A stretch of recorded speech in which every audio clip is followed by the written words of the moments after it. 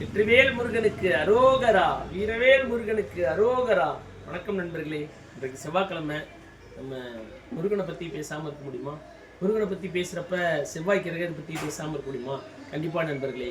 அதாவது நம்ம ஒரு விஷயத்தை 40 நாள் தொடர்ந்து செஞ்சால் அதை நம்மளே மாற்றிக்கலாம், ஒரு பழக்கத்தை நமக்குள்ளே கொண்டு வந்துடலாம், ஒரு மாற்றத்தை கொண்டு வரலாம். ஒரு மண்டலம் விரதம் இருங்க அப்படின்னு சொன்னாங்க. ஏன் நண்பர்களே, எத்தனை நாட்கள் இருக்கப்ப ஒரு மண்டலம்னு பர்டிகுலராக சொன்னாங்க.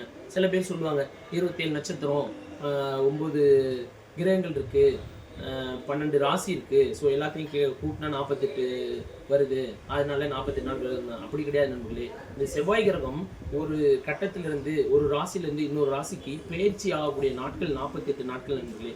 ஸோ 48 நாட்கள்.